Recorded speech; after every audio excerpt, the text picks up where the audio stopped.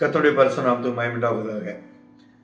இந்த நாளின் அதிகாலையில் ஒரு நல்ல வார்த்தையோடு உங்களை சந்திப்பதில் பெருமகிழ்ச்சி அடைகிறேன். சங்கீதங்களின் புஸ்தகம் 96வது சங்கீதம் அதே 14வது வசனத்தில் பாருங்க, ரொம்ப அழகா சொல்லியிருப்பார். அவன் என்னிடத்தில் வாஞ்சா இருக்கிறபடியால் அவனை விடுவிப்பேன். என் நாமத்தை, ஆண்டவருடைய இயேசப்பாவுக்கு நாமத்தை அறிந்ததால் பூமியின் உயர்ந்த இடத்துல ஏறி இருக்க பண்ணுகிற கர்த்தர் உயர்ந்த இடத்துல வைக்கப்பேன்.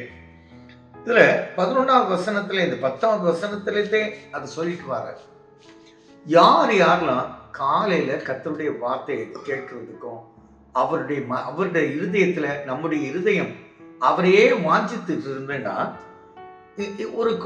கொஞ்சம் ப்ரொடெக்ஷன் சொல்றா பாருங்க.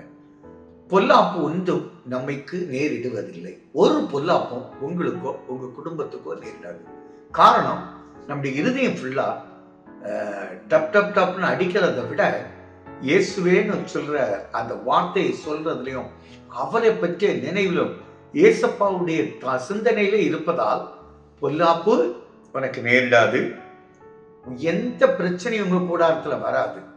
வாதை உங்க கூடாரத்தை அணுகாது. எல்லாவற்றுக்கும் மேல எனக்கு பிடிச்சதுதான், நம்ம போகிற இடத்துல எல்லாம் தூதர்கள் கரங்கள்ல ஏந்திட்டு போவாங்க. நான் எனக்கு டிராவல் வெளிநாட்டுக்கு போகும்போது போறவங்க ஜெபத்துக்கு கூப்பிடுவாங்க. அப்ப நான் சொல்ற வார்த்தை தான், தூதர்கள் அவர்களையும் அவங்க போற ஃப்ளைட்டையும் நான் சொல்றேன், நம்ம நான் சொல்றாருல, உன் பாதம் கல்லில் இடராதபடி கரங்களை ஏந்தி கொண்டு செல்கிற கர்த்தர். காரணம், அவருக்கு மேல நம்ம வாஞ்சியா இருப்பதா ஒரு ஆபத்து வராது. சேஃபா கூட்டிட்டு போய் சேஃபா காரியத்தை வாய்க்க பண்ணுகிற கர்த்தர். நம்ம பாதம் கல்லில் இடராது. சிங்கங்கள் போலப்பட்ட கர்ஜிக்கிற மனிதனுடைய தொல்லை உங்களுக்கு வராது. எதுவும் உங்களை அணுகாது. ஏன்னா அவர் சொல்றாருல, அவன் என்னை நோக்கி கூப்பிடுவான், நான் உத்தரவு கொடுப்பேன். நம்ம எப்பெல்லாம் ஆண்டவரே இயேசுவேன்னு ஒரு குரல் கொடுத்துட்டா போதும், உடனே இயேசு வந்து உங்களுடைய சத்தத்தை கேட்டு உங்களுக்கு எல்லா நன்மையும் கொடுக்கிறார். இதுல என்ன வார்த்தை, உங்களையும் உங்க சந்ததியும் உயர்ந்த இடத்துல. ஏசாயா 58 சொல்லுவாரு, ஓய்வு நாளை பரிசுத்தமாய் ஆசரிக்கும் போது பூமியின் உயர்ந்த இடத்துல ஏறி இருக்க பண்ணுவேன்.